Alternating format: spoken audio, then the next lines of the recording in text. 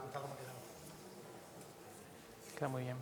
Bueno, pues vamos a empezar. Vamos a ver una cosa, pero no puede ser. En primer lugar, agradecer a todos y a todas ustedes su presencia con nosotros en este día, que damos por concluido la 17 ciclo de conferencia de ALU 727, ¿no? ¿28 ya? Bueno, también, como siempre, quiero recordar que cuando termine la conferencia no se olviden de encender los nódulos, ¿vale?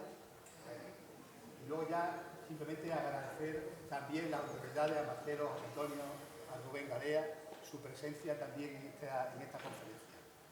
Por supuesto que viene desde Mérida nuestro amigo Miguel Alba, que es miembro arqueólogo, miembro del consorcio de la Ciudad Monumental de Mérida, que tiene mucha vinculación y nos ayuda mucho siempre en la elaboración de los programas de Almosasa. Entonces Miguel Alba va a hacer la presentación, la introducción a los conferenciantes, aunque uno no ha podido venir, que van a dar la charla de hoy. Muchas gracias a todos por su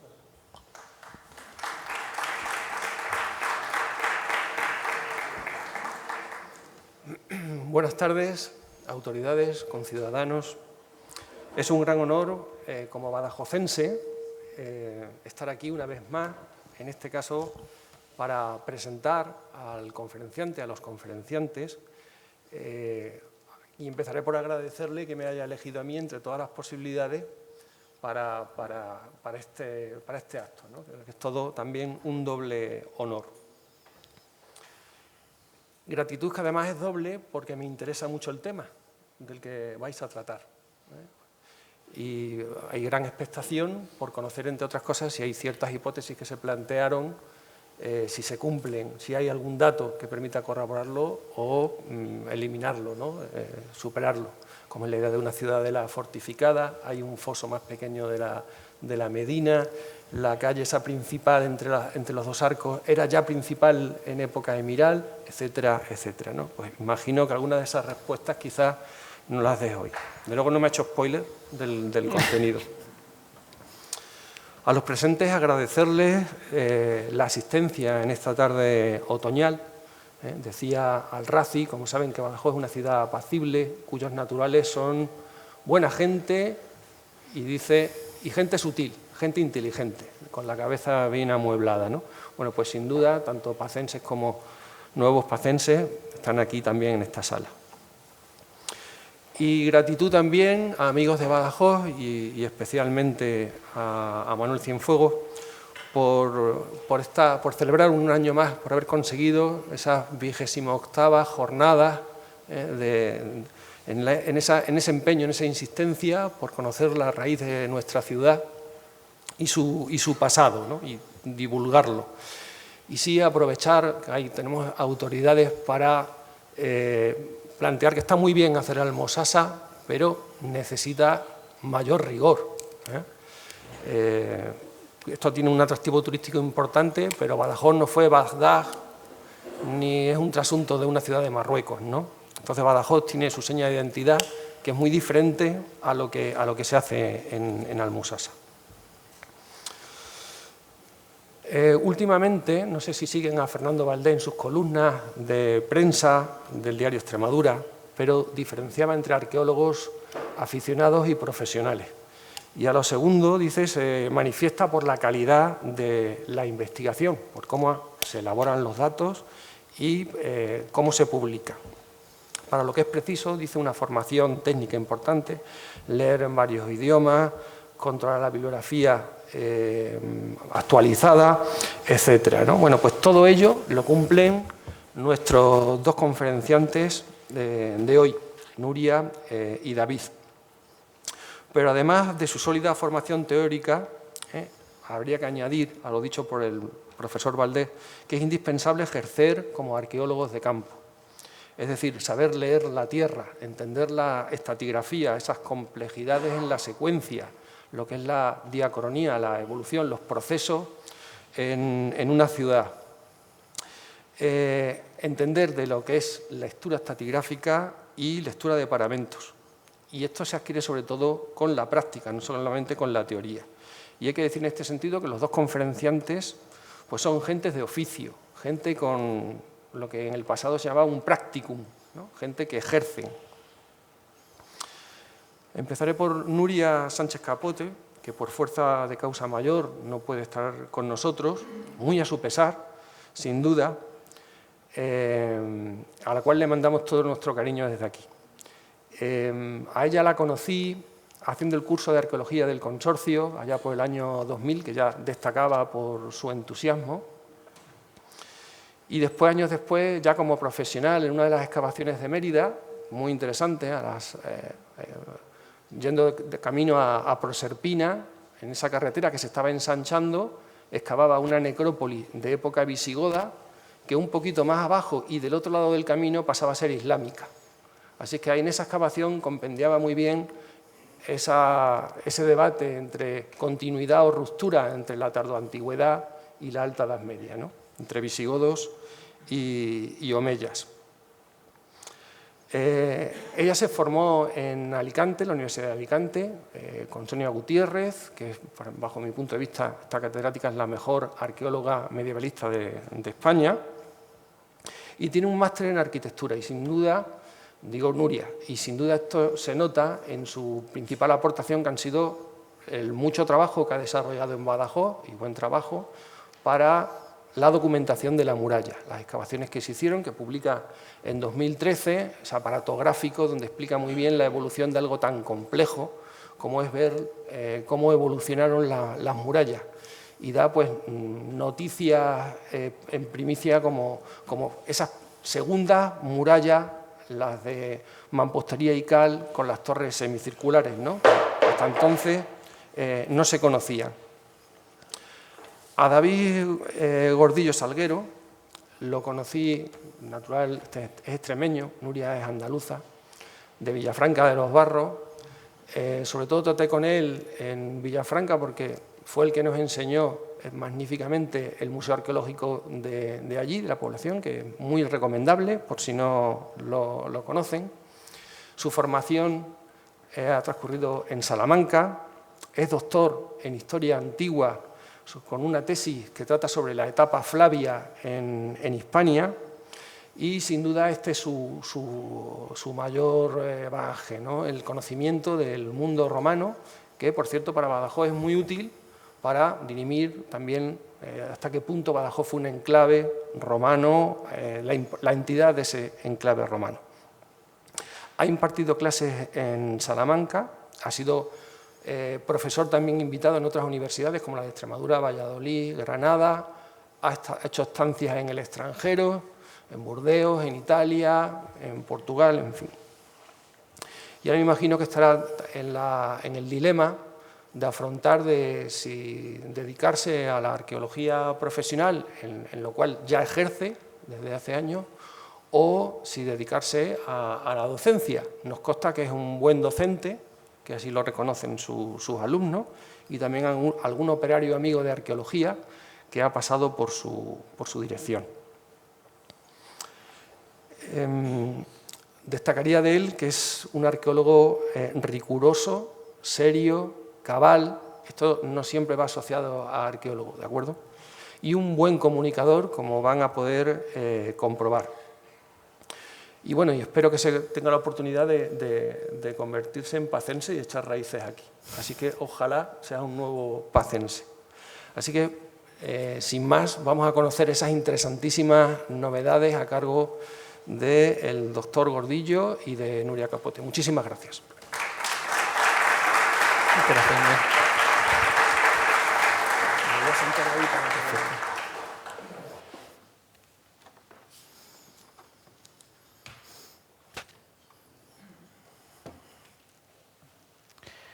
Bueno, pues buenas tardes a todos. Quiero comenzar dando las gracias por estar aquí presentes un jueves, con el entusiasmo de tratar de conocer un poco más lo que hemos hecho estos meses. Algunos de vosotros os habéis convertido casi en caras habituales porque durante ese proceso de trabajo nos habéis inquirido mucho, con mucha curiosidad por intentar saber, ¿no? Y para nosotros era importante porque creemos que nuestro oficio también es un elemento vivo y creo que el patrimonio lo es. Y creo que hacer parte de un proyecto que era una parte nuestro y que también lo cogieseis vosotros con entusiasmo, para nosotros como profesionales pues era sensacional. Por supuesto, quiero empezar agradeciendo a los amigos de Badajoz y en particular a Manuel Cienfuegos por la insistencia en que estemos aquí. Gracias a él y a su insistencia estamos aquí para contaros. Y por supuesto a todo el resto de compañeros de la Asociación de Amigos de Badajoz, al Ayuntamiento por patrocinar e impulsar este tipo de iniciativas, y en este caso os doy las gracias a Rubén, a Marcelo y a José Antonio por acompañarnos este día, por querer conocer el pulso de la arqueología en vuestra ciudad y sobre todo porque muchos de vosotros nos habéis acompañado también en ese camino y nos habéis brindado muchas facilidades para que nosotros nos dediquemos a lo que sabemos hacer, que es la arqueología. Quiero agradecer también la presencia de Begoña Galeano. Ella es la dirección facultativa y es la parte fundamental de este proyecto. Nosotros aquí nos limitaremos a hablar de la arqueología, pero sin duda ellos han sabido leer y han sabido recoger nuestro trabajo para tratar de integrar dentro de ese proyecto un elemento arqueológico, los elementos arqueológicos que han aparecido. Creo que el proyecto como tal aúna tanto la funcionalidad que requisaba, que era la accesibilidad, como la integración de los restos, y eso es de agradecer que nosotros contemos. Esta charla, como veis, es doble, y que esta silla esté vacía para mí es mucho más difícil que para otros compañeros. Nuria es el corazón de este proyecto, es la espina dorsal de este trabajo. Yo vine aquí de su mano, he aprendido a tratar de comprender el difícil registro arqueológico de la ciudad de Badajoz, riquísimo, a tomar conciencia de la importancia que tiene esta ciudad, que debería ser un buque insignia de la arqueología extremeña, y sobre todo agradecer su amabilidad y su trato humano siempre, tanto conmigo como con el resto, ¿no? Creo que quizás sí, muchos de nosotros tenemos que pensar en alguien que reúna ser una gran persona y ser un excelente profesional. Esa es Nuria. Yo en su nombre excuso su asistencia y, por supuesto, entendéis que buena parte de los aciertos de esta investigación es fruto de todos los años de trabajo en la Alcazaba y sobre todo de todos los años de preparación y de estudio fuera de ella. No quiero extenderme mucho más y quería empezar con esa imagen, ¿no? Esto es empezar con arqueología del tiempo presente. Estáis viendo una imagen que todos tenéis en el imaginario colectivo, pero que ya no existe. Pero la tenéis muy presente y muy viva, ¿no? De hecho, yo creo, si os soy sincero, la primera vez que subí a la Alcazaba de Badajoz, hace quizá, bueno, no os diré la fecha porque hace muchísimo, pero cuando yo estaba todavía siendo estudiante, la primera imagen cuando veníamos al Museo Arqueológico era cruzar, o para la facultad era cruzar esa rampa, ¿no? Esa imagen creo que a todos nos acompaña cada vez que cruzamos ese recodo, esa puerta del Capitel y nos enfrentamos. A mí me gustan mucho estas fotografías porque han pasado a ser ya parte de nuestro trabajo, es decir, eso ya es arqueología, como decía, del tiempo presente. De hecho, tendréis esa imagen en la cabeza. He tratado de buscar otras fotografías donde no apareciese ese vergel, pero bueno, a veces Internet es caprichoso y solo guarda ese tipo de imágenes, ¿no? Pero creo que en nuestra retina, y sobre todo a vosotros que habéis caminado esta ciudad y que la conocéis, tenéis en mente esa imagen, ¿no? Esa imagen que además es una imagen que tiene mucho tiempo. Es una imagen que es la fosilización de un paisaje previo.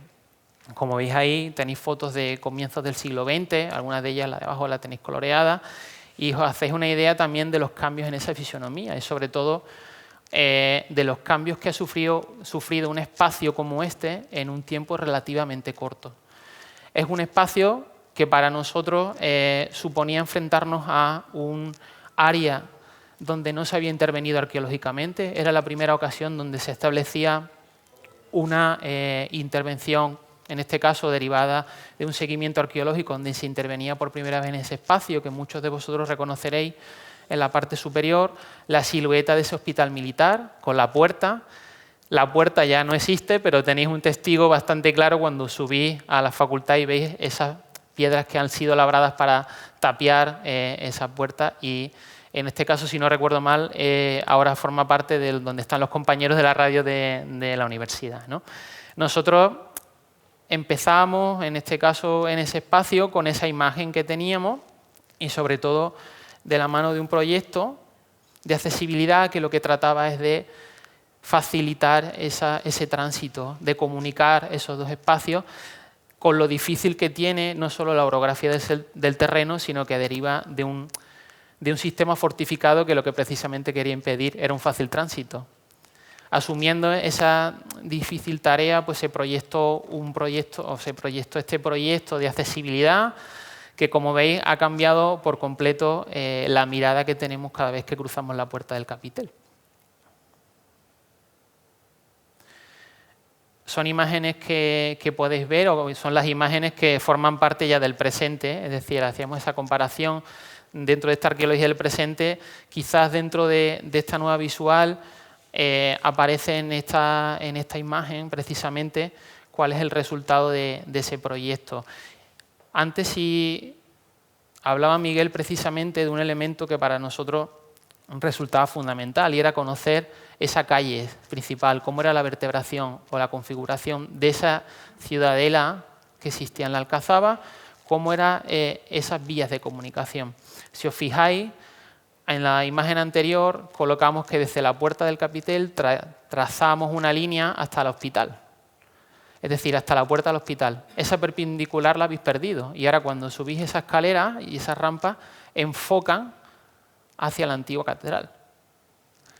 Ese elemento que para nosotros resultaba, o que para nosotros ha sido uno de los grandes, pensamos, de las grandes aportaciones que ha podido tener esta intervención, es recuperar esa línea maestra de un eje vertebrador de la ciudad. Sabíamos y conocíamos de la existencia de esa calle real que unía, en este caso, la puerta del capitel y la puerta del Alpendi. En este caso la intervención no ha llegado a ese nivel, pero sí nos ha permitido encontrar la línea de fachada de las calles modernas de las casas modernas que daban con esa calle. Sabemos que además esa calle fosilizaba un viario previo, un viario medieval, con lo cual confirmaba buena parte de las hipótesis que investigadores como Miguel pues habían planteado durante mucho tiempo. Sin embargo, para sorpresa, y quizás la principal sorpresa, es la aparición de otro elemento. Como bien os hablaba, este es el primer plano conservado o conocido de la ciudad de Badajoz. Veis esa arteria que conocíamos e intuíamos, pues ahora, gracias a estas intervenciones, podemos marcar al menos con la línea de fachada su existencia, ¿no? En este caso, esa línea de fachada actualmente viene marcada por las escaleras de acceso que comunican hacia la plaza de Bismarck One. Por lo tanto, en ese proyecto se ha integrado dentro ese ancho así de vía conocido de ese viario. Sin embargo, como os decía, en este caso fue Nuria, que ya comenzó la intervención en este espacio con un seguimiento arqueológico, cuando se retiró esa rampa de cemento, esas rampas de cemento que existían ahí, hubo una sorpresa superior, y es que aparecía un elemento de una entidad bastante importante, un elemento que en ese momento advirtió que en este espacio, que era un espacio, como veis, si veis la imagen de 1645, es un espacio que aparecía vacío, resultaba que no lo estaba. Y que aparecía un elemento que nosotros hemos planteado como la posible muralla del Alcázar. Es un elemento que en este caso necesita investigación, que necesita tiempo, pero sin duda nos encontramos ante un muro con unas dimensiones bastante notables, con unas características importantes y, como veis, y como presentaremos a lo largo de la intervención, las casas o las viviendas que hemos documentado, tanto de época medieval como moderna en el interior, están haciendo fachada con ambos elementos, tanto con la calle como el Alcázar. Es decir, gracias a esta intervención, a que se haya realizado esta intervención, hemos recuperado la historia de una manzana de este espacio. Un espacio que por suerte para nosotros era virgen desde el punto de vista arqueológico y que sin duda creo que revela muchas nuevas preguntas y que es un estímulo tanto para nosotros, por supuesto, en la investigación, como para seguir preguntándonos qué elementos nos esperan dentro de ese espacio. Como veis, y lo veremos ahora, intervinimos en el corazón de la ciudad hace varios años Miguel presentaba precisamente en la Musas una conferencia sobre el origen de Badajoz en ese Cerro de la Muela y hablaba de esas hipótesis sobre ese primer Badajoz. Y, sin embargo, aquí os presentamos esta imagen donde el centro de gravedad de la ciudad se ha desplazado a San Juan. Sin embargo, la Alcazaba siempre, o el Cerro del Castillo, mejor dicho, como era conocido, siempre fue un referente dentro del paisaje de la ciudad de Badajoz y lo sigue siendo hasta la fecha. Por eso, siempre nos gustaba comenzar esta intervención hablando precisamente del interés por la arqueología en la Alcazaba. Un interés con viso de ser científico, un interés distinto a esa aproximación. Miguel establecía la diferencia entre arqueólogos aficionados y arqueólogos. Pues bien, Badajoz, y en este caso la Alcazaba, fue en el siglo XIX un punto importante de eclosión de un proceso de institucionalización de la arqueología extremeña. Una arqueología que estaba empezando a dar sus pasos desde el punto de vista científico. Y aquí tenéis personajes como Romero de Castilla, que precisamente fue uno de los grandes impulsores del desarrollo de la arqueología moderna en nuestra ciudad. Para nosotros incluso era paradójico intervenir y excavar espacios que ya se habían mencionado en el siglo XIX. Es decir, estábamos excavando espacios que ya en el siglo XIX, al final del XIX, se habían propuesto para excavación. En este caso, cuando muchas veces nos preguntaban cuándo comienza esa arqueología moderna en la Alcazaba de Badajoz, nosotros citamos la aparición de la Comisión de Monumentos, que tiene el centro de gravedad precisamente en la ciudad de Badajoz, y que ya en octubre de 1844 impulsaba que para que se viese resultado en el sitio donde estuvo la mezquita árabe, trataron de impulsar excavaciones arqueológicas con una metodología que todavía no es la actual, que todavía queda mucho para acercarse a los presupuestos modernos, pero que sin duda ya mostraba un interés científico por conocer cómo era el germen de la ciudad de Badajoz. El año siguiente, en 1845, encontramos esta referencia donde se acordaba dar principio a la excavación de las ruinas del castillo de esta plaza. Es decir, es paradójico, vamos a hablar de espacios de 1800 contemporáneos a esto que nosotros hemos excavado al tiempo que se excavaba en la parte superior otros edificios, ¿no? Para que veáis que al final es un proceso, o este proceso de la arqueología tiene mucho, o lo que tiene mucho de contarnos, ¿no? Vosotros paseáis continuamente por encima o cerca de esa construcción del depósito de agua de la ciudad de Badajoz. Pues bien, algo que para nosotros es muy moderno y que se solicita a todas las obras, que es un seguimiento arqueológico, pues ya lo tenía la construcción del depósito de aguas, ¿no? Es decir, nosotros estamos también atendiendo a cuáles fueron los pasos que dieron las personas que nos precedieron. Y además de eso, esas obras que también hay en el Hospital Militar dieron precisamente con la aparición de algunos restos arqueológicos, como ese epitafio de Al-Mansur, el fundador de la Taifa Astasí, que nos dicen que la arqueología tiene un germen al menos profundo dentro de la ciudad de Badajoz y que ese interés, sobre todo por determinados aspectos, en este caso por esa presunta mezquita, pues es un interés bastante antiguo en la ciudad. Aquí tenéis elementos como la puerta de carros, un elemento que no existía, pero que sin duda fue una de las grandes luchas, no solo de Romero de Castilla, sino del resto de personas, para tratar de que se recuperase los elementos arqueológicos que allí aparecieron cuando se hizo la voladura. Paseamos continuamente por esos espacios sin darnos cuenta de que buena parte de las luchas que nosotros hacemos desde el punto de vista patrimonial tienen unas raíces que al menos son muy cercanas y compartimos con ellos esas reivindicaciones. Muchos de nosotros nos escandalizamos cuando en el siglo XIX, a final del XIX, se proponía derribar buena parte de las murallas de Badajoz, porque en ese momento era un símbolo de freno a ese desarrollismo, ¿no? La Torre de Espantaperros es uno de los elementos muy discutidos. Si tenéis la oportunidad, hay un libro de Pablo Ortiz Romero sobre la arqueología extremeña en ese momento, que nos habla precisamente de las acaloradas discusiones por tratar de no llevarse por delante los elementos de la ciudad de Badajoz, y gracias a eso tenemos estos elementos. Aquí se ha excavado y se ha excavado durante mucho tiempo. Tenéis el ejemplo de la Puerta del Alpendis, que la escribió, fue se comenzó a excavar en 1932, se volvió a excavar en las últimas décadas, se ha vuelto a excavar, pero sin duda nos pone tras la pista de elementos sobre los que nosotros, en este caso, no hemos intervenido, pero sí nos ofrecen una idea de en qué espacio estamos realizando y sobre qué pasos estamos andando. Por supuesto, todo eso, ese desarrollo nos permitió o hizo tomar conciencia de que el recinto fortificado, la torre de espantaperros y todos los elementos de la muralla necesitaban ser conservados y necesitaban ser integrados dentro de la ciudad. Y ahí agradecemos o tenemos que agradecer a quienes nos precedieron el tratar de esa declaración, esa primera declaración como monumento artístico, histórico-artístico en el 31 y por supuesto la declaración de bien de interés cultural que se hace en el 85, que es el elemento director. Gracias a esos pasos nosotros, o en este caso vosotros, podéis conservar esos elementos, porque gracias a ese interés, ese impulso institucional, pues se ha tratado de guardar con celo algo que es la historia de vuestra ciudad y que forma parte de vuestro paisaje cotidiano. En 2014 se aprobaría el Plan Director de las Fortificaciones de la ciudad, que es sobre el que nosotros en muchas ocasiones nos regimos para intervenir dentro de la ciudad.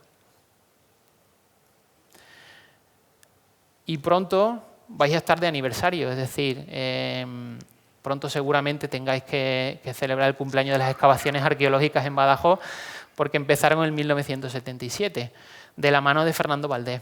En este caso, como veis ahí, yo he tratado de resumir en ese cuadro esos pequeños átomos de las intervenciones arqueológicas en la ciudad de Badajoz, intervenciones arqueológicas que en un primer momento comienzan de la mano de proyectos de investigación científica del Ministerio y de otras universidades, que como veis se concentran en diversos momentos, pero que ya especialmente a partir de la década de los 2000 están muy en relación con trabajos de intervención o de seguimiento arqueológico de la llamada arqueología de urgencia o arqueología de gestión.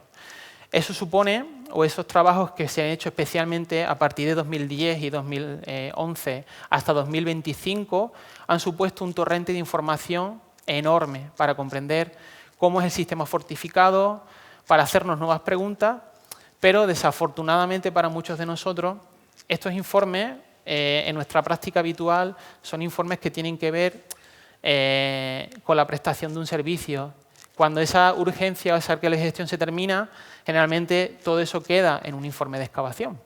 Eso no significa que ese conocimiento no exista, sino que la vía de acceso a esos datos es quizás más tortuosa, más difícil que encontrarlas en una biblioteca ni un PDF, pero este cuadro también resume las aportaciones de muchos de los compañeros y la necesidad de poner en orden todo lo que se sabe en la Alcazaba de Badajoz. Creo que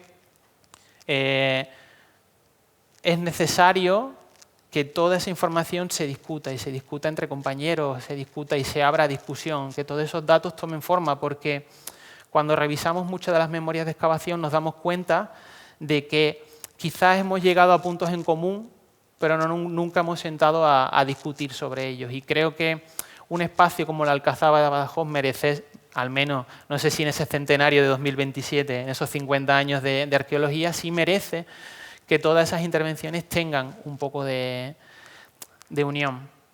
En este cuadro que elaboró Nuria, en este mapa, perdón, tenéis una visión de dónde se han realizado las excavaciones arqueológicas, o en este caso, excavaciones, intervenciones de lectura paramental, seguimientos arqueológicos en la Alcazaba.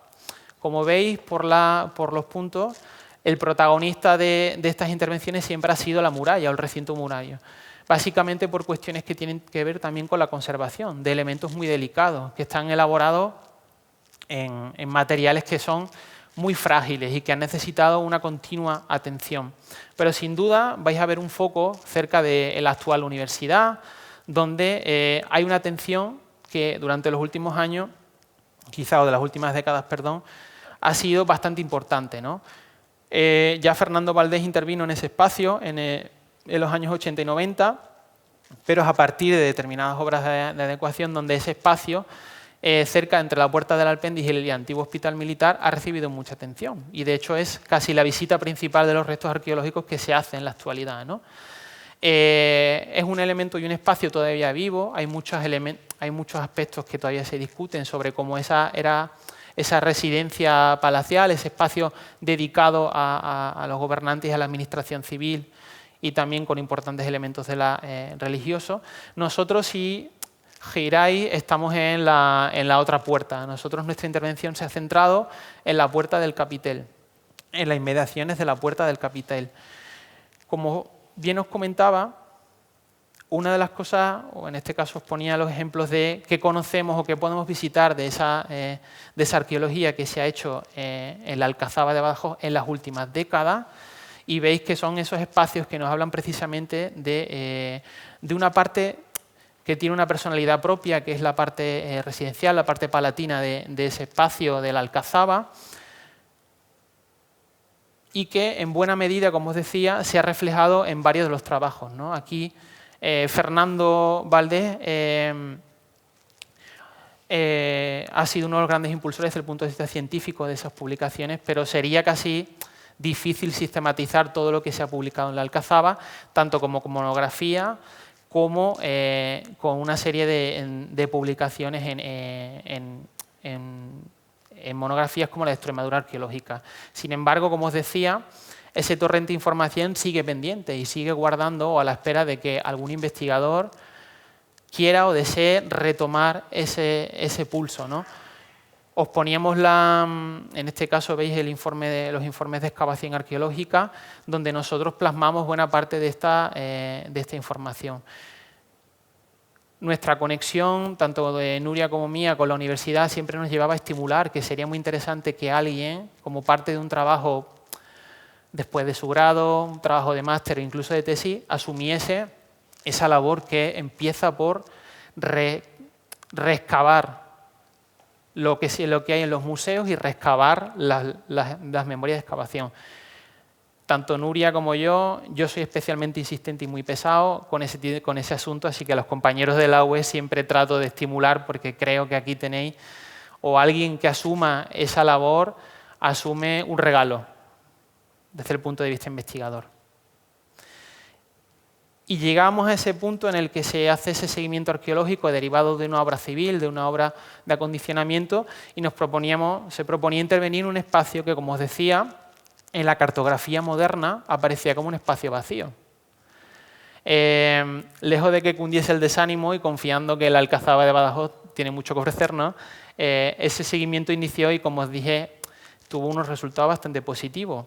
El interés para nosotros de que ese espacio apareciese vacío en la cartografía significaba que todo lo que apareciese en ese momento iba a ser material inédito, material que seguramente se sumaría a la reflexión de un problema complejo como es el del registro arqueológico de la Alcazaba. Y, por supuesto, ese proyecto que se inició en 2025 y que se realizó con la promoción del Ministerio de Transportes y Movilidad y Agencia Urbana y con la dirección facultativa del Ayuntamiento de Badajoz. Nosotros, Nuria asumió la dirección arqueológica, yo me incorporé más tarde y la mantuvimos hasta febrero de este año, y durante ese periodo se han sucedido una serie de trabajos muy diferentes. Ahí tenéis casi la interrupción de esos trabajos, la naturaleza de los trabajos que hemos hecho, tanto seguimientos, sondeos, excavaciones, que han dado o que van a dar resultados a los datos que nosotros vamos a presentar aquí. Siempre nos gusta presentar este tipo de imágenes porque reflejan un poco cuáles son, en este caso, las intervenciones arqueológicas siempre tienen, como es lógico, unos tiempos que en este caso venían derivados a nuestra adecuación de servir o a ofrecer un seguimiento arqueológico a una obra cuyo fin era el de asegurar la accesibilidad en este espacio. Como bien os decía, aquí hemos intervenido de muchas formas. Se empezó interviniendo con un seguimiento arqueológico. Fue en esa fase, ahí veis a Nuria, donde apareció esa primera parte del lienzo de esa muralla, pero también se han realizado excavaciones arqueológicas, tanto en ese espacio como en el espacio cerca de la puerta del capitel. Aquí veis a los compañeros en ese espacio que cada vez se hacía más tortuoso de excavar, porque a medida que bajábamos el registro, bajábamos nosotros y subir a la superficie casi era un trabajo de minería, ¿no? Pero, por supuesto, y en este caso al buen hacer de Nuria, tenemos también estudios paramentales muy completos de este espacio, de la Puerta del Capitel, del tramo de la muralla, que nos sirven también para conocer la fisonomía de esos elementos o para añadir datos de discusión, pero también para hacer un diagnóstico de cómo están esos elementos patrimoniales.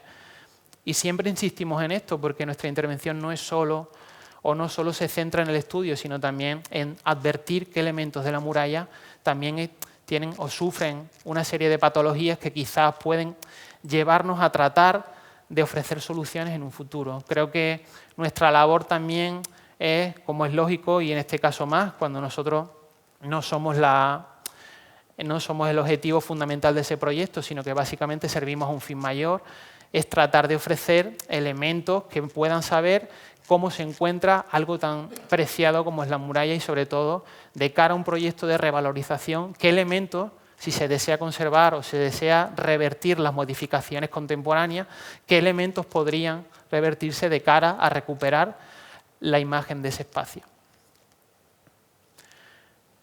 Llegar a este plano fue muy difícil, es decir, aquí veis condensado más de casi 2 años de seguimiento y de excavación arqueológica interrumpidos en diversas fases, pero llegar a esta planimetría, como bien sabe Miguel, de sangre, sudor, sobre todo sudor, perdón, y lágrimas, ¿no? Porque veis ahí lo mismo que nos enfrentamos cada vez que pasáis por allí, ¿no? Y muchos de vosotros veníais y nos decíais el comentario, ¿no? Bueno, pero ¿esto qué es, no? Creo que esa es la pregunta que nos hacemos todavía nosotros y que trataremos de responderos ahora en estos momentos, ¿no? Esos elementos que veis ahí es el resultado de un trabajo bastante concienzudo, un trabajo que nos ha llevado a tratar de plantear hipótesis provisionales para comenzar y seguir avanzando el registro arqueológico, para no ralentizar, pero que sin duda creo que esa imagen y esa maraña muestra el resultado del potencial arqueológico de la Alcazaba de Badajoz. Como bien os decía, os insistía que en la cartografía era un espacio vacío. Como veis, está lejos de ser bastante vacío. Creo que es importante también insistir en esta imagen. Yo creo que he puesto tantas veces esta imagen que creo que el copyright me lo van a dar a mí en muchas ocasiones, ¿no? Pero insistimos y creo que es una cuestión de honestidad profesional, que cuando intervenimos en un espacio también lo hacemos con las limitaciones que tenemos del presente. Lanzar hipótesis muy arriesgadas o muy atrevidas, sin duda para nosotros es sensacional, asegura que sigamos teniendo cuota mediática, que nos llaméis aquí, pero es cierto que nosotros somos conscientes de los límites que tiene nuestra investigación. Como veis ahí, nosotros hemos arrancado un hueso, seguimos mirando y hemos tratado de no construir el monstruo que tenéis abajo, sino tratar de ofreceros una imagen equilibrada de lo que teníamos, una imagen sobre todo accesible y una imagen que sin duda sirva como un punto de partida, no como un punto final. Creo que, insisto aquí, porque vengo también de un mundo académico donde quizá son más interesantes las preguntas que las respuestas. Entonces creo que habéis empezado o creemos que hemos abierto el arcón de las preguntas. Así que voy a presentaros buena parte de sus resultados. Cuando hablamos de arqueología, a mí me toca hablar, y me insistía Manuel muy preocupado para que no os hablase con palabras muy extrañas, y en realidad nuestro trabajo es muy complicado y simple a la vez. Simple porque cuando a mí me insistían, cuando yo era estudiante, me insistían que lo fundamental era el registro. Es decir, que yo registrase bien las cosas dependía que las personas que venían después de mí supiesen coger mi trabajo. Puede que yo no me hiciese rico dando grandes titulares y enseñando grandes hallazgos, pero sin duda si yo había facilitado el trabajo a mis colegas de profesión, había hecho más que suficiente, ¿no? Yo estudié en Salamanca, como os dijo Miguel. En cada parte de España se enseña la estratigrafía de una forma distinta. A mí me la enseñaron con un hornazo, que no sé si sabéis lo que es, ¿no? Yo aprendí estratigrafía con un hornazo y a partir de ahí empecé a construir y a conocer que, evidentemente, ojalá todo fuese una tarta como esta, donde la estratigrafía es tan sencilla, ¿no? A lo largo de esta presentación es posible que se me escape, perdón Manuel, palabras como unidad estratigráfica, ¿no? Estratos o fases, ¿no? Es la forma que tenemos nosotros, desde un punto de vista analítico, agrupar la información que tenemos, ¿no? Para nosotros, nuestro átomo, haciendo esa alusión con la ciencia, nuestro átomo es la unidad estratigráfica, que se define por una serie de parámetros que evidentemente no me toca aquí antes de que Manuel me corte el micro y me diga que me cedo. En este caso, nosotros, como os decía, lo interesante que tiene esto es que a partir precisamente de definir y de registrar esas unidades estratigráficas que componen una unidad de tiempo y una unidad de acción, nosotros, a partir de las relaciones estratigráficas entre esas unidades, de saber cuál se superpone, cuál corta otra, establecemos una cronología, ¿no? Cronología que no nos inventamos, sino que se basa también en el estudio de los materiales que aparecen, ¿no? Muchos de vosotros veníais ilusionados a la excavación para preguntarnos qué había aparecido, ¿no? Nos veíais con bolsas de cerámica, que para nosotros son sensacionales y que creo que hemos empezado a amarlas, pero para vosotros que esperabais un rostro del Turuñuelo, pues evidentemente era un motivo de desilusión. Pero sin duda, una de las fortunas que tiene hacer arqueología urbana y arqueología muy conectada con el presente es que tenemos documentación escrita, manuscrita, tenemos documentación fotográfica, como habéis visto, es decir, tenemos un apoyo adicional. Cuando nosotros nos enfrentamos a una excavación de época tardoantigua, romana, nos encantaría tener una fotografía de esas personas, ¿no? Ojalá un selfie de los legionarios que llegaron a Mérida, ¿no?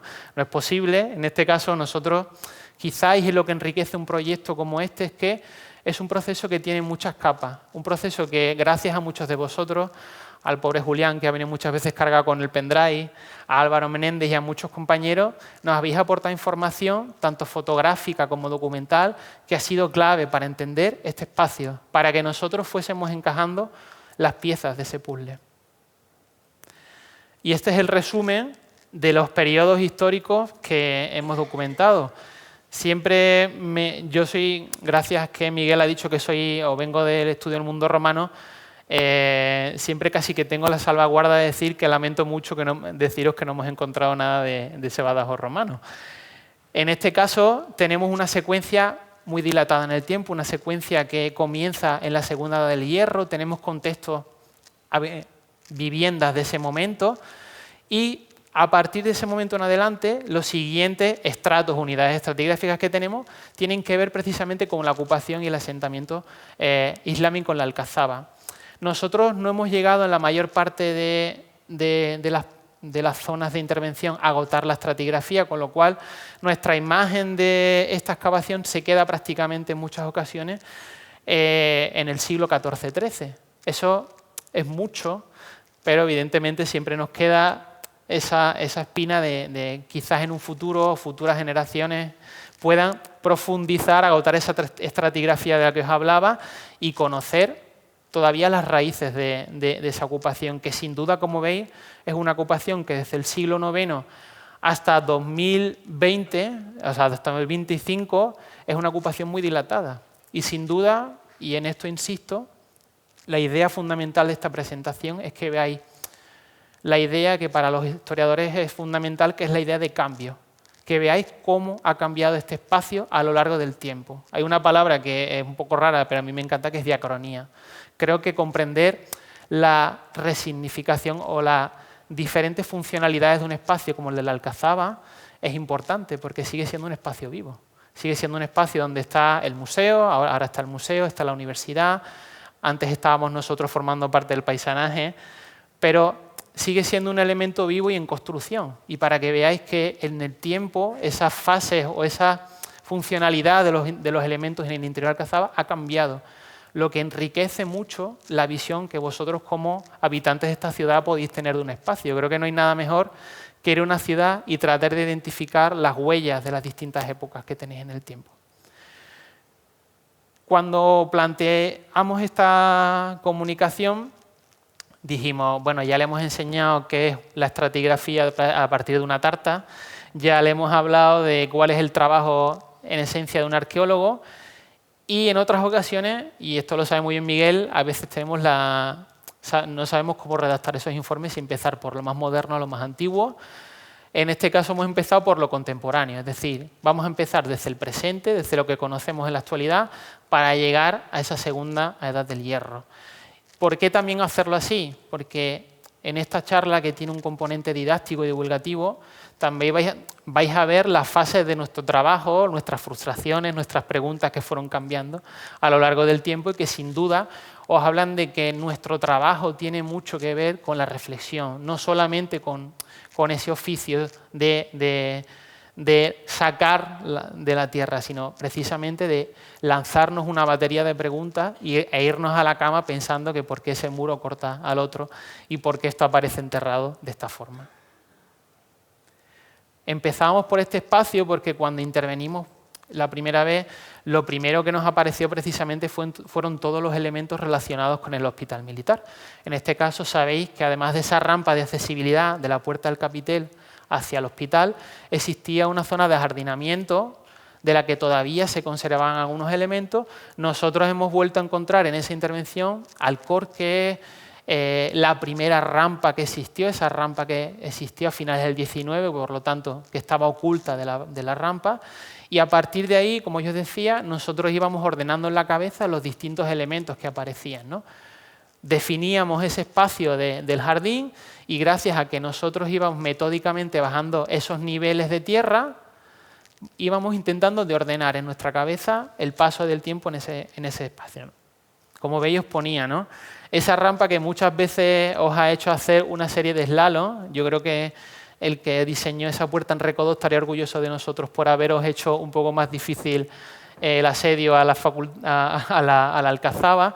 Dejaba o revelaba que debajo de elementos que vosotros pisabais todos los días existían otros elementos anteriores que os hablaban precisamente de la configuración de cómo era esa rampa en el presente, en el pasado no tan reciente. E insistimos mucho en esto porque es verdad que en ocasiones el concepto de arqueología siempre está muy ligado con la antigüedad. Pero es que arqueología se puede hacer hasta de las chabolas. Es decir, arqueología no deja de ser el estudio material del pasado, con lo cual la potencialidad que tiene, y creo que en eso tenéis, en la ciudad de Badajoz, frente a muchas otras, tenéis un capital enorme e indispensable. Nosotros... Ahora me vais a decir que no os voy a comparar esto con el Turuñuelo, pero evidentemente todo tiene su importancia y creo que es necesario ser conscientes o asentar que la arqueología, en este caso, o el patrimonio lo es todo, lo es desde cualquier elemento de intervención, pasado y reciente. Aparecieron elementos de mucho interés que sin duda para vosotros, algunos de vosotros habéis visto, que es como ese capitel andalusí reutilizado dentro de los muros del ajardinamiento, que posiblemente ya fue reutilizado en otras épocas. Es decir, os he puesto una imagen del reciclaje, porque ahora muchos de nuestros congresos se llaman economía circular en la antigüedad o economía circular en la Edad Media, para que veáis que ese proceso de reutilización de los espacios es muy presente y sin duda tiene algo de malvado, porque para nosotros nos inserta piezas de un interés enorme, como en este caso vais a ver este cimacio de época visigoda que apareció reutilizado como peldaño en esas escaleras del siglo XIX. Para nosotros es una alegría, pero sin duda representa también una oportunidad perdida de que no estuviese en su posición original. Pero bueno, no deja de ser elementos que nos hablan también de un espacio que en sí mismo sigue reutilizándose. Espacio es un espacio habitado que precisamente en esos muros o en esas escaleras utiliza elementos del pasado para construirse. Y como os decía, uno de los puntos fundamentales en los que se enfocó Nuria fue el estudio paramental de esa puerta del capitel. Como veis en azul, en esos diversos tonos de azules y también en rojo, tiene que ver con las intervenciones modernas o con las reparaciones modernas. Os hablo de reparaciones que tienen bastantes décadas, pero que sin duda en muchos casos también comprometen la estabilidad y comprometen un poco ya no solo la fisionomía original de ese espacio, sino también la perdurabilidad de ese elemento. Eso nos permitió en algunos puntos tratar de no intervenir o recomendar que no se interviniese precisamente por la fragilidad de esa muralla, ¿no? Porque necesitaba una reparación y quizá no era el momento de sumar esos restos y dejarlos a la intemperie porque suponía precisamente ponerlos en peligro, ¿no? Creo que también en nuestro afán necesitamos saber y ser conscientes de los límites materiales que tenemos y sobre todo dejar esos elementos, porque lo que prima en nuestro trabajo es la conservación y que esos elementos puedan seguir manteniéndose. Sin embargo, en esa época contemporánea que estaba marcado por un elemento que es el elemento militar, es decir, en esa fase donde la alcazaba pasa a ser propiedad del ejército, que es una fase que coincide, o ese final coincide precisamente con el año en el que yo nací, que es el 91, marcó la identidad de un espacio, marcó la funcionalidad de un espacio y su presencia dentro del imaginario colectivo, ¿no? La alcazaba pasaba a ser un espacio que formaba parte de ese entramado militar de una ciudad en la frontera, de una ciudad precisamente que debe buena parte de su desarrollo y buena parte de su historia precisamente a su posición geoestratégica, ¿no? De esos elementos tan marcadamente presentes que teníamos, en este caso la alcazaba se ha dado en las últimas décadas esa vuelta, ¿no? Donde es un espacio ahora donde confluyen el museo, la universidad, la Biblioteca Extremadura. Viene precisamente de un periodo donde fue un fortín militar.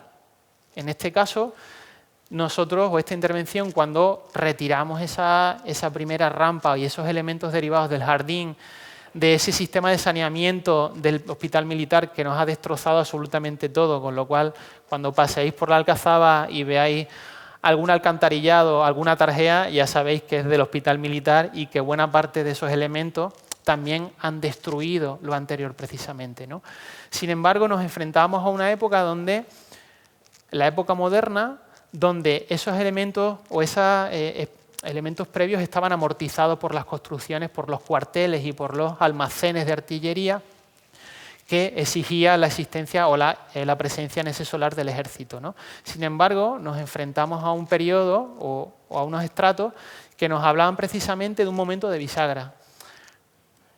Un momento en el que todavía teníamos restos del cuartel de San Pedro, un cuartel que se construye en la segunda mitad del siglo XVII, que en este caso se construye precisamente ante el incremento de las hostilidades, ante las tensiones que existen y la necesidad de convertir y fortificar una ciudad de Badajoz. Nosotros encontramos buena parte de esos elementos de marcada funcionalidad militar, es decir, muy enlazados con la necesidad de instalar en este espacio un recinto puramente o enfocado a la defensa de la ciudad. Esos elementos nos fueron apareciendo, nos han ido apareciendo, como veis ahí, esos pilares que formaron parte de las estructuras de ese almacén de artillería que se adosó o esa estructura que se adosó a la muralla y que nos hablaban precisamente de esa fase militar, ¿no? De cuándo comienza esa militarización, entre comillas, del espacio interior de la Alcazaba. Pero como veis, esos espacios estaban construyéndose en torno a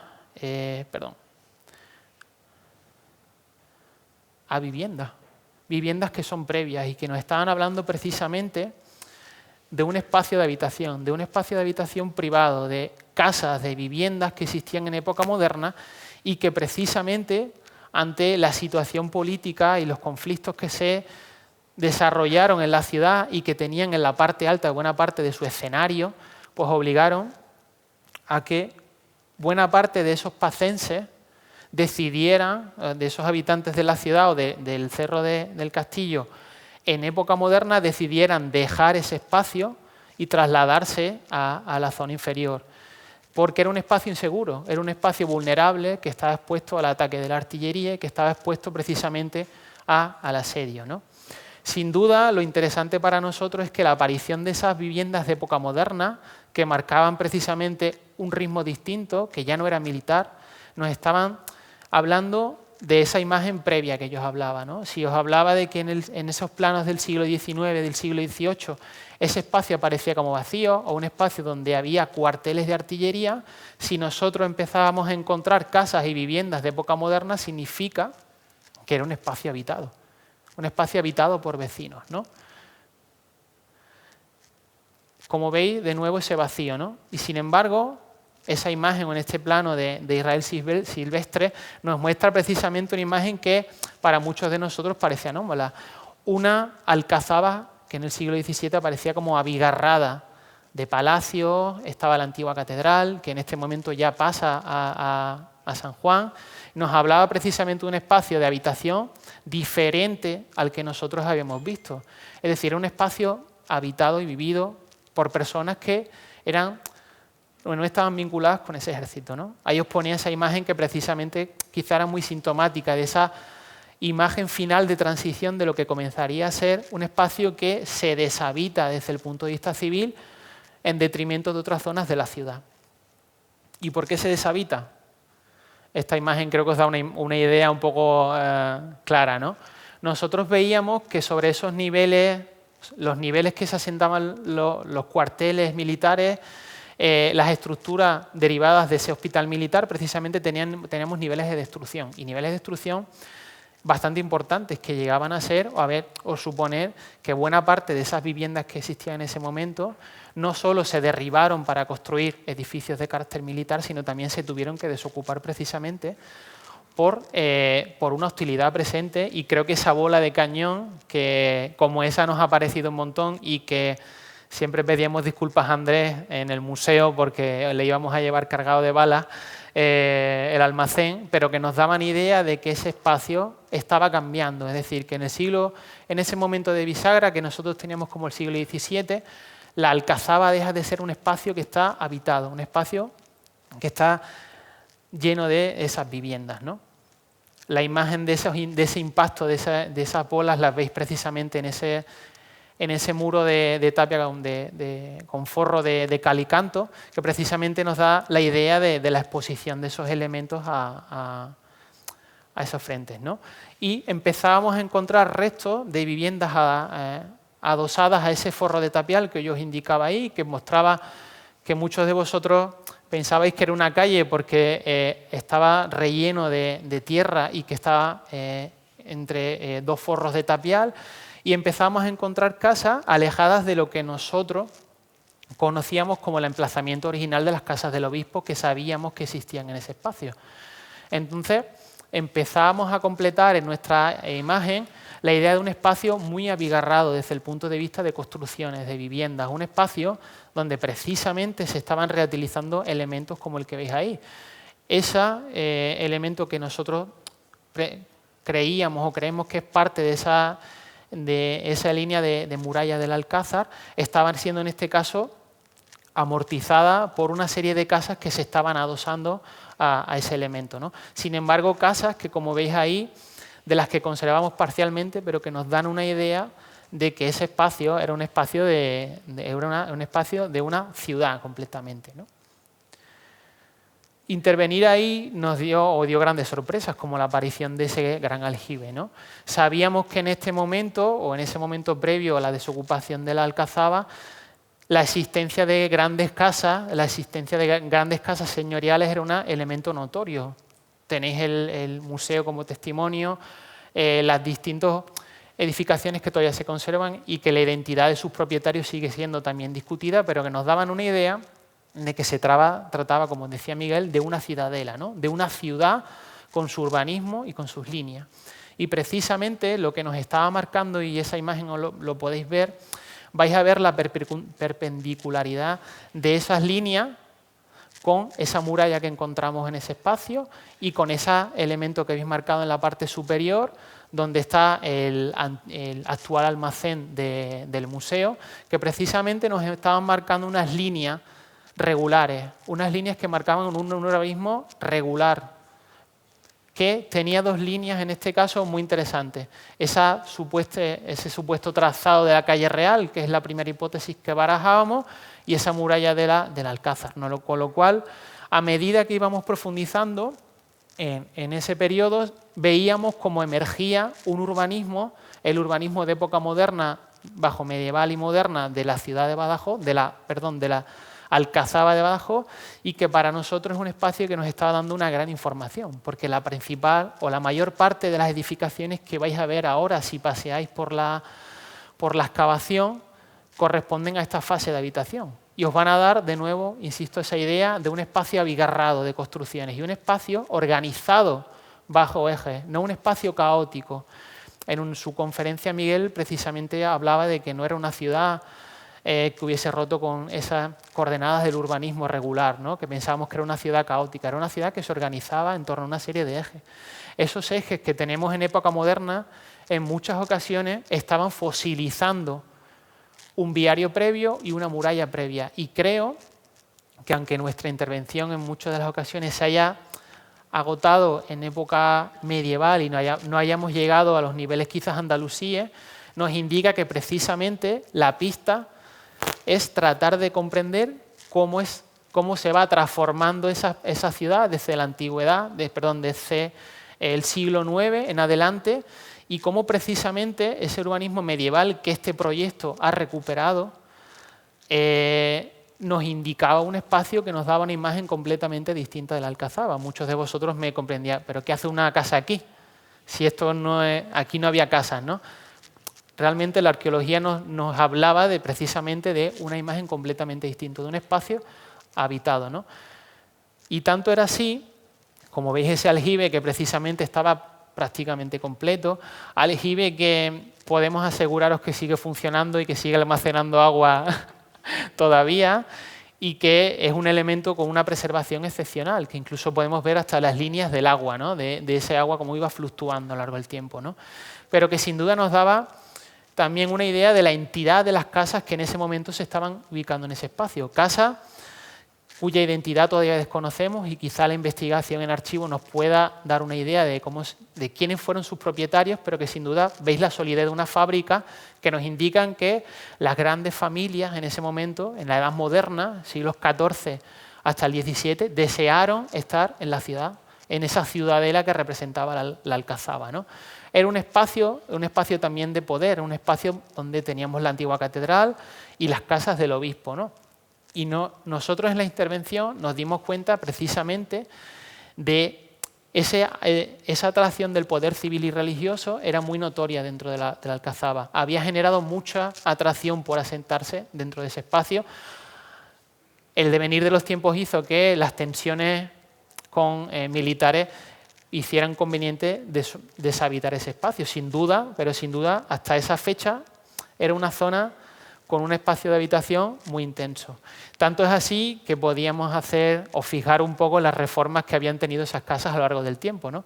Muchos de nosotros, si imaginamos las casas donde vivimos o las casas de nuestros familiares, nos damos cuenta que hemos hecho 1000 reformas, hemos puesto un muro, hemos puesto otro, ¿no? Para nosotros es un caos de ordenar, pero sin duda es muy estimulante, ¿no? Porque sabemos o le damos un poco de vida a esos espacios que sin duda estuvieron habitados y de los que sin duda yo me imaginaba siempre esas discusiones de quiero poner este muro, quiero tirar este, ¿no? O quiero tirar el siguiente, ¿no? Pero sin duda era una imagen muy rica de un espacio que, como os decía, estaba vacío desde el punto de vista arqueológico y documental. No sabíamos que existía. Pues bien, existían una serie de casas formando una manzana organizada en torno a 2 líneas, una calle y una muralla. Tenemos incluso hasta parte de ese empedrado de las calles, de esas pequeñas calles internas de la Alcazaba, con lo cual no muchas ciudades en la actualidad, y eso Miguel lo sabe bien, conservan precisamente la fisonomía de su ciudad en época moderna, porque precisamente esos elementos han quedado soterrados en la ciudad contemporánea.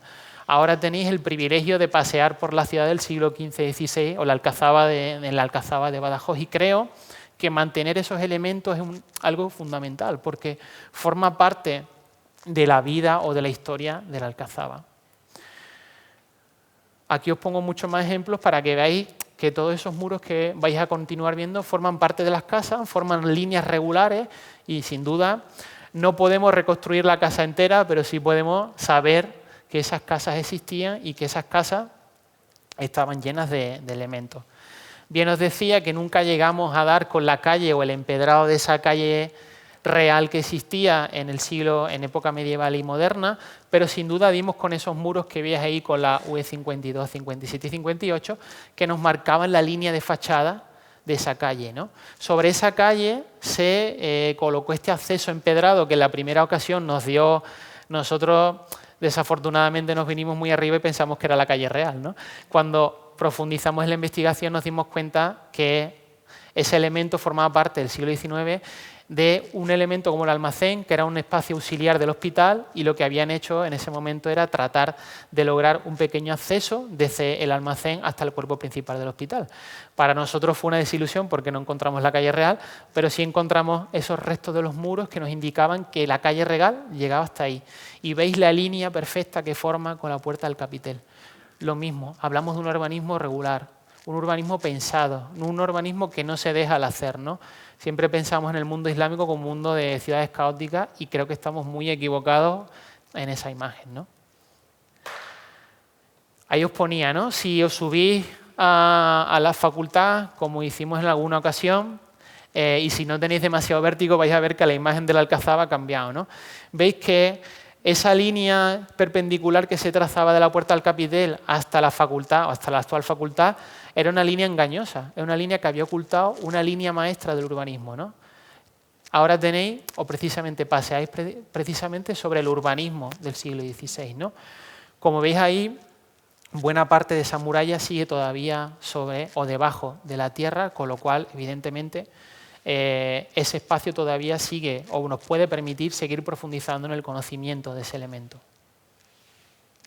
Veis que había casas tanto a un lado de esa muralla como al otro, ¿no? Veis ese elemento ahí, veis que esas casas estaban amortizando pegándose a la muralla, lo que significa que esa muralla ya no tenía un valor defensivo o había perdido ese valor defensivo porque evidentemente nadie permite que tú te acerques, ¿no? Para una cuestión del asedio era bastante lógico, ¿no? Pero lo que más quizás nos interesaba, y aquí le agradecemos a Juan Altieri, a Julián, el bucear en los archivos, es que precisamente nos dio los nombres de esas personas anónimas que habitaron la Alcazaba. Ese regalo es muy raro de ver. Yo, como alguien que se dedica al mundo antiguo, conocer el nombre de alguien que vivió en la Domus Romana de X sitio es una fantasía que nunca cumplo. En este caso, conocer quién es la última persona que habitó esa casa, porque conservamos esos documentos, creo que es un privilegio que además le dota a la arqueología de un sentido humano, ¿no? Nos olvidamos que son murallas, nos olvidamos que son casas y ponemos el foco en que existen personas que habitaron ese espacio. Y nosotros incluso, y recuerdo esos momentos seleccionando el material de estudio de la casa de Catalina López y de Juan Fernández, que se adosaba a la muralla de la ciudad, fijábamos un poco en los elementos de tocador, en los elementos de mesa, ¿no? Y nos sentíamos un poco un invitado que no ha sido invitado a esa fiesta, pero que sin duda nos conectaba muy bien para nosotros, precisamente con algo que queríamos poner de manifiesto en nuestras memorias y en estas intervenciones, ¿no?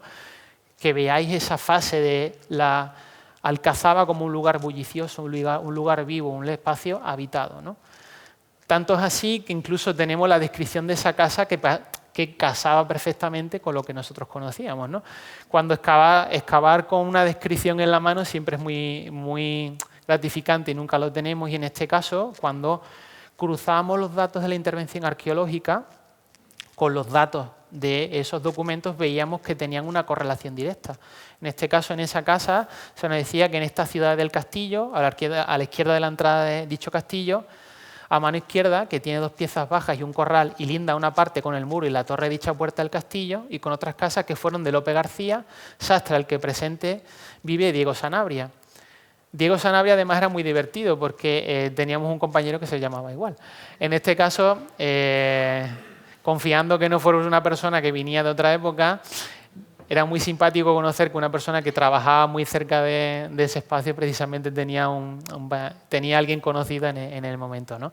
Para nosotros siempre fue un descubrimiento y sin duda nos dio a entender una cosa muy positiva, y es que la colaboración o precisamente la apertura de nuestras investigaciones a la colaboración de muchas personas, muchos de vosotros sois personas que de forma desinteresada os acercasteis a nosotros para indicar, oye, tengo este dato, ha aparecido buceando en estos archivos este elemento.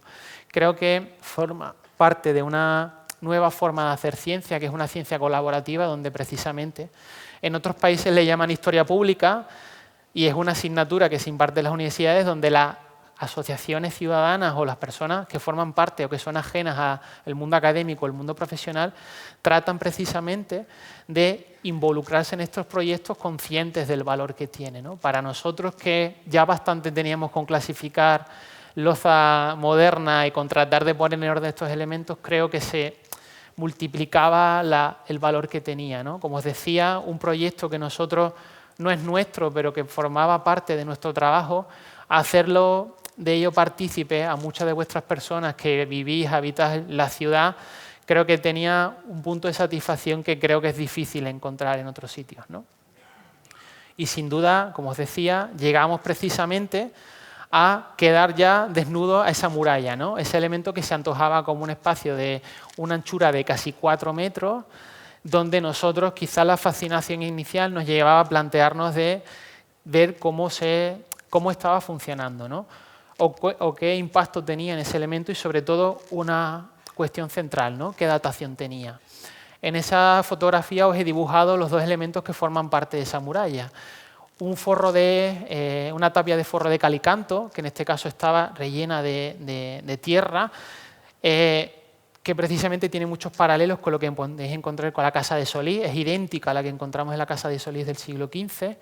No deja de ser un paralelo importante, pero que sin duda es a tener en cuenta, y que se estaba levantando precisamente sobre una cinta muraria de casi 4 metros de anchura, de una altura conservada, como en este caso veis que está en este caso fue desmochada, es una altura de casi 2 metros en algunos puntos, que nos está dedicando un elemento de un gran valor. Nosotros veíamos, como veis en esta cable, o podéis obviar los cables de Telefónica, veis que buena parte de esos muros de época moderna se estaban adosando a ambas murallas, ¿no?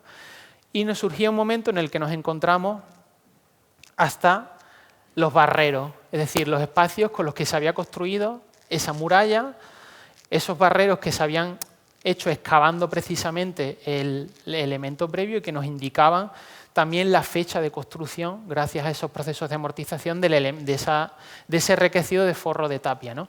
Como veis ahí, nuestros principales compañeros siempre es la cerámica, que es nuestro gran marcador, cerámica que se correspondía precisamente con la misma cerámica que habíamos encontrado dentro de ese forro de esa tapia.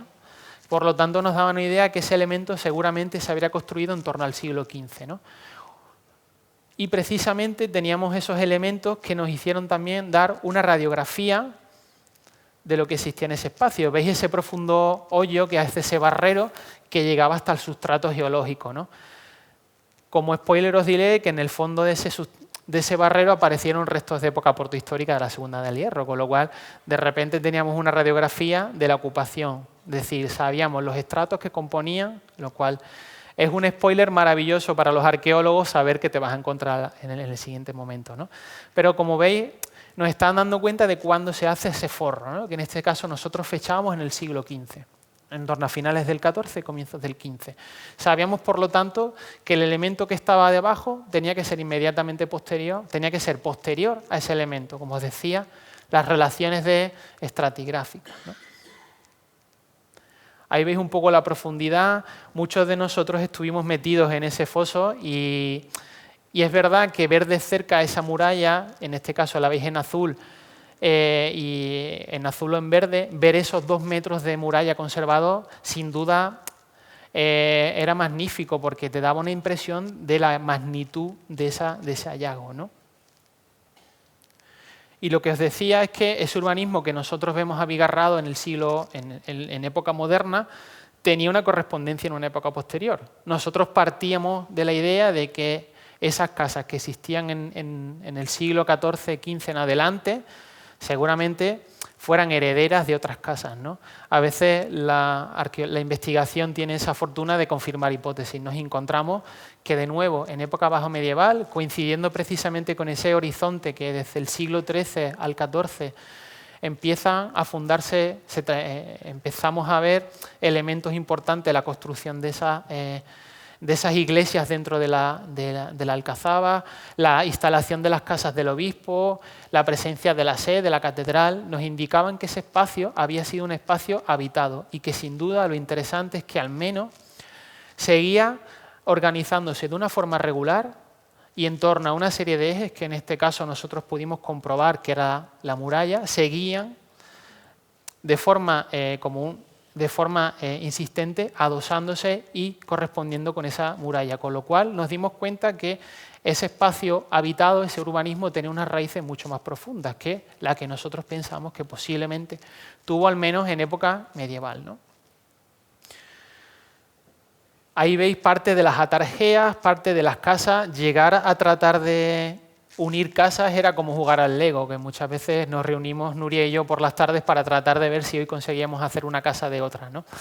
En base pues, a cómo eran esas estructuras. Pero como veis, lo poco que nos quedaba de esas casas nos indicaban que eran casas regulares, que eran patios, corrales, que sin duda nos estaban marcando que ese espacio, al menos desde el siglo XIII en adelante, fue un espacio de ocupación urbana muy intensa, con una buena organización, y que para nosotros, aunque es una hipótesis que no hemos podido comprobar en su totalidad, arranca precisamente con la fundación de ese espacio, ¿no? Como una ciudad, como un elemento bien pensado, bien articulado. Ahí veis de nuevo, esto yo sé que a veces la arqueología es una cuestión de fe, unir esos elementos.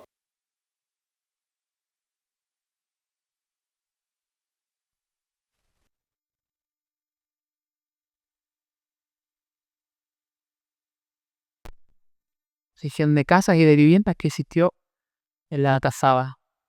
Llegamos precisamente a la época andalusí y lo que nos encontramos es, aparte de esos elementos que formaban parte del estudio paramental del que os hablé, silos, ¿no? Muchos silos que nos hablaban, silos que se ubicaban en torno a esa muralla, a ese lienzo de mampostería y mortero de cal, ¿no? Que precisamente nos están hablando ya de las últimas fases de ocupación de época islámica antes de que se hiciese, y que nos estaban diciendo que ese espacio, al menos inmediatamente anexo a la muralla, estaba libre de edificaciones. No existían edificaciones en ese entorno. Es decir, era un espacio libre. Buena parte de estos silos que habéis excavado ahí, que cuando paséis por la Alcazaba no penséis que se nos ha ido completamente la cabeza y hemos empezado a excavar hoyos como si fuéramos ratones, sino sencillamente nos hablaban precisamente de la última fase de ocupación de época islámica, que sin duda seguía manteniendo un precepto, y es que no existían estructuras en esa parte, porque seguramente el elemento que vertebraba ese espacio, que era, o que pensamos que era esa muralla, seguramente seguía funcionando desde el punto de vista militar. Excavar estos silos a mí me parece siempre muy divertido, porque además tenéis buena parte de los hallazgos que tenéis. El material que nos sale era un material parco para establecer una cronología, pero en buena medida nos permitió adscribir esos silos a época andalusí y sin duda tratar de profundizar en los siguientes elementos. Los siguientes elementos, que como veis aquí, veis que os decía que excavar esos barreros en el siglo XV nos permitió, que se excavaran esos barreros, nos permitió conocer que había una serie o la secuencia de ocupación. Sabíamos que en torno a esos silos, en una época anterior a los silos, hubo una serie de edificaciones dispersas que no sabemos a qué correspondían, pero que sin duda eran edificaciones que tuvieron un carácter muy aislado. No sabemos ni siquiera la naturaleza, pero lo que nos sorprendió de ese momento es ese que veis marcado con el número 625, que aparece en ocre en esa parte de allí, y eran unos potentes estratos de más de casi 1 metro de grosor, que eran aportes de tierra venidos seguramente, porque por la composición seguramente vienen de espacios fuera de la Alcazaba, una serie de paquetes de lodo que precisamente estaban, como veis, aparecían claros, aparecían adosándose a buena parte de ese lienzo de muralla, y nos estaban indicando que ese espacio es un espacio exento de nuevo de edificaciones y que supuso una inversión de esfuerzo y de trabajo muy amplio, y que seguramente estuvo en relación con esa idea de fortificar esas partes de la ciudadela que tenemos en ese elemento, ¿no? Excavar este espacio, o en este caso lo hemos hecho, o estos elementos los veis de forma parcial, porque como es lógico no llegamos a profundizar en muchos elementos o en muchos de los niveles que correspondían a con andalusí, pero sin duda teníamos una imagen de que en torno a esa muralla existía un espacio exento de edificaciones, y un espacio que sin duda requirió el esfuerzo de traer aportes de tierra y acondicionar ese espacio para garantizar la defensa de ese elemento. Aquí veis que no solo tenemos en este caso, por los colores podéis entender. Muchas veces definimos, en este caso definimos la composición de esas unidades por la composición interna, por los colores y por muchos elementos. Y además sabíamos que había como 2 niveles de albacar, es decir, 2 niveles de ese aporte de tierra, ¿no? Sabíamos que por lo menos ese esfuerzo fue continuado a lo largo de bastantes siglos, ¿no? Como os decía, sus niveles se excavan de forma parcial y la cronología de esos elementos todavía tiene que ser, por ahora al menos, provisional, pero sin duda nos hablaba de épocas. En este caso pensamos que eran momentos de época almohade, que se insistió precisamente en refortificar o consolidar la fortificación de ese espacio, ¿eh? Y llegamos precisamente quizás a lo que más atención generó, que era la muralla esa muralla que apareció, ¿no? Cuando decíamos que era una muralla de unas dimensiones extraordinarias, decíamos que solo el elemento que nosotros hemos identificado y que formaba parte de la obra correspondía con un muro de unos 22 metros de largo y por lo tanto, por supuesto por las dimensiones sabemos que continúa debajo del talud de tierra y que tenía un grosor, como veis ahí, en algunos puntos de 2,70 m, llegando casi a los 3 metros, y un alzado de 1,65 m, bajamos más adelante y casi llegamos casi al 1,80 m, ¿no?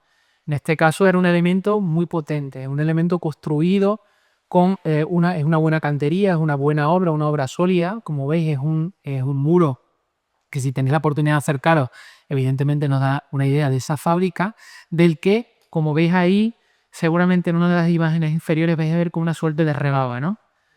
Esa parte forma el escaso elemento, o ahí indicaría el nivel de suelo, y lo único que hemos podido excavar ha sido un par de metros de la fosa de cimentación. Fosa de cimentación de ese espacio que nos dio pocos elementos para datar, pero sin duda para discriminar y conocer que ese espacio tenía una indudable adscripción andalusí.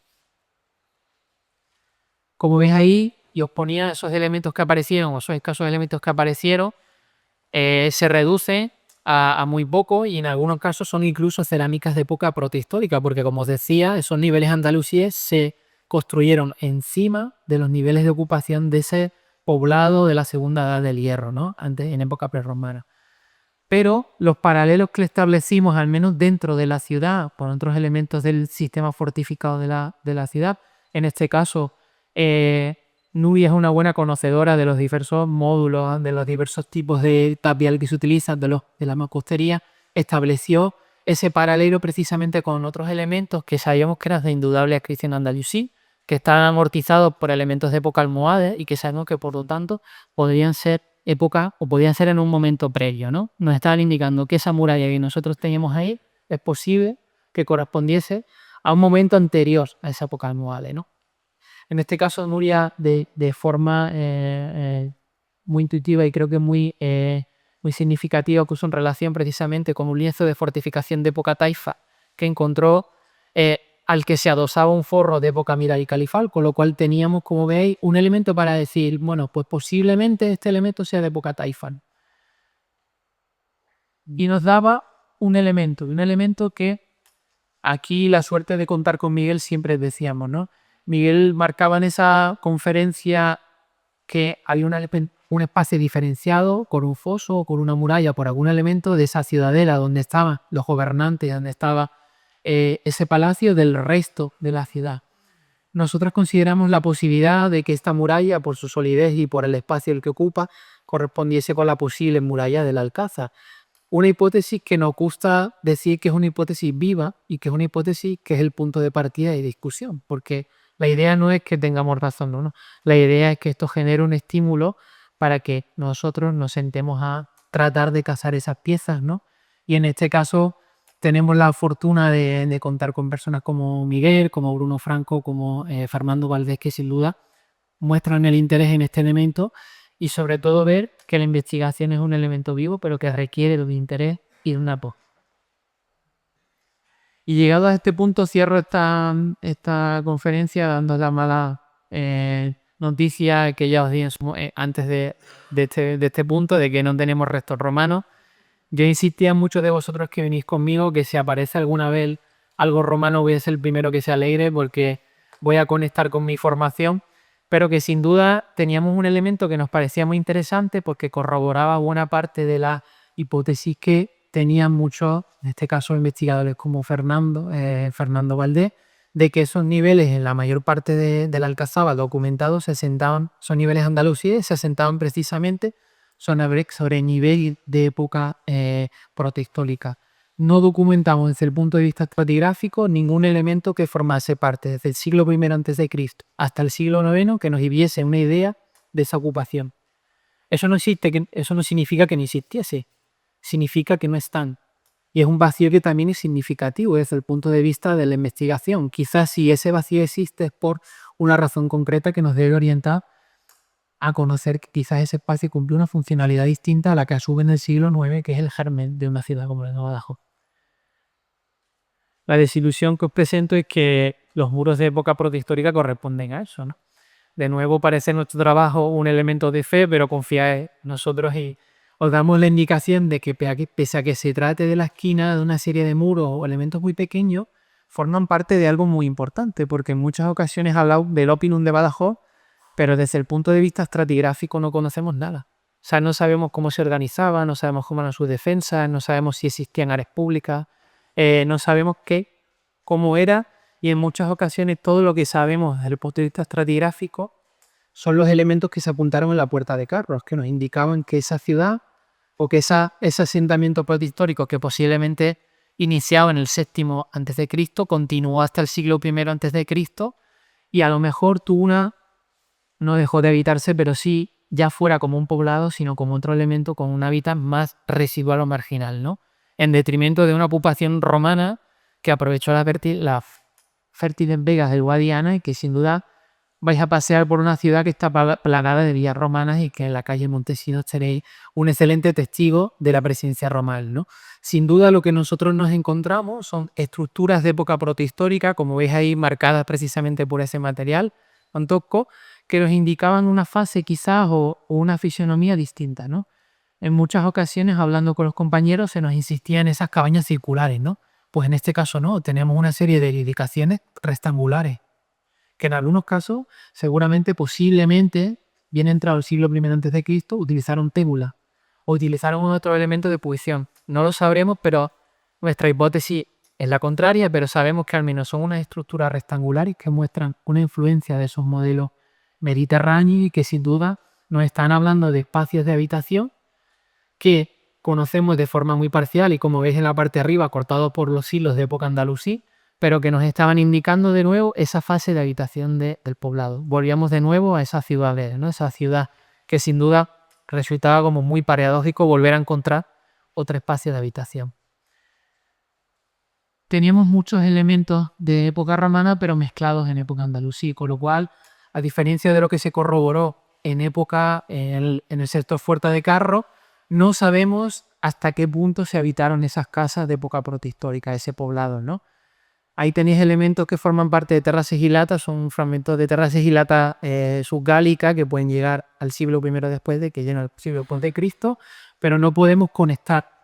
No sabemos si esas casas, como se documentó en el sector Puerta de Carro, continuaron de forma marginal, pero sin duda creemos que ese espacio seguramente se deshabitó como poblado en el I a.C., abriendo de nuevo preguntas sobre hasta qué punto ese elemento tenía que ver con algo tan importante como la fundación de Mérida, que integró seguramente dentro de su territorio y su alfor este espacio, ¿no?